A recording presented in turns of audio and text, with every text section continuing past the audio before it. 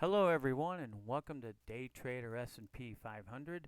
This is Dale Woodson, one of Timer Digest top ranked market timers, and we want to show you this week some of our trading accounts. You can see here our 3-year trading record.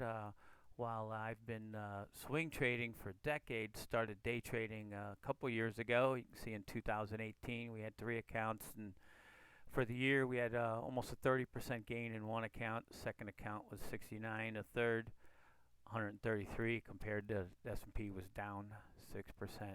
Not so good in the second year, while the S&P was up. An outstanding start for the first 3 months of this year. But we do high risk, high reward. So as you can see, here is our record for the first quarter of 2020. But today we want to get into the weekly of the S&P, and we'll show you what's going on there and what the projections are for this week. As you can see, that's the February 19th all-time high, wave 1 low of March 23rd. While since we last talked, the second wave went up higher. It didn't violate anything. Actually, it hit another Fibonacci extension, or multiple if you will. Wave 1 up here from the March 23rd low. And here we see the C wave. We have a up, B down, and a C up, and then it subdivides into 5. But that C wave ended up being a perfect 1-to-1 multiple of the first wave. We have this gap up from Friday on the unusual jobs report, or phony, whatever you want to call it. And if you look at this wave, it's reminds me of those cartoon characters that run off a cliff and then their legs are spinning, but they don't fall down. It's like suspended in animation. It almost looks like it doesn't belong.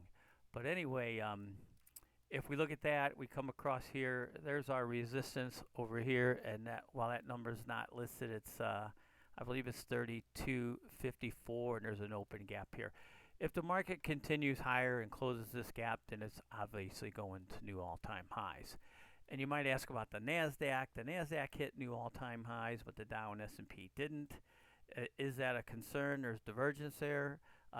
Yes and no, but actually it wouldn't be the first time the NASDAQ went to an all-time high after the Dow and the S&P. In 2001, while the Dow made a high in January of 01, the NASDAQ and S&P didn't make a high until March. Same thing happened in 2007, where the Dow and the S&P made a high in October of 07, and the NASDAQ waited until November.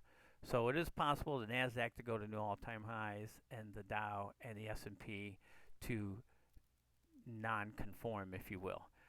We go down to the hourly chart. Again, we see the NASDAQ gap there at 33.37, and then the previous high here is 32.54. Again, we go through that, then we're going to new all-time highs.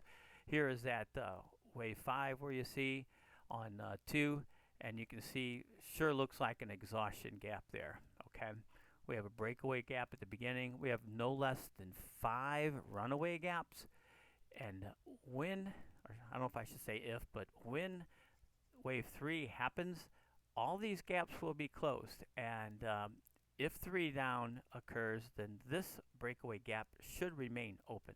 So that's our tell right there. This gap remains open. This thing comes down. Here's our Fibonacci retracement levels of just this advance from the March 23rd low. You can see the 382 gives us a target of 2822. A 500 retracement, or 50% retracement, gives us a target of 2701. And a Fibonacci 618 gives us a target of 2581.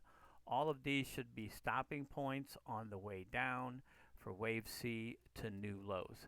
Expect all these gaps to be closed, obviously not right away, and then stopping points along the way for wave 3 down.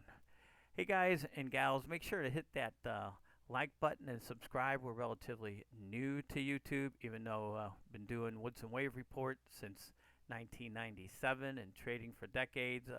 We're relatively new, only 3 years for the day trading, but we appreciate all you guys listening and watching us. And until next time, take care, everybody. Bye now.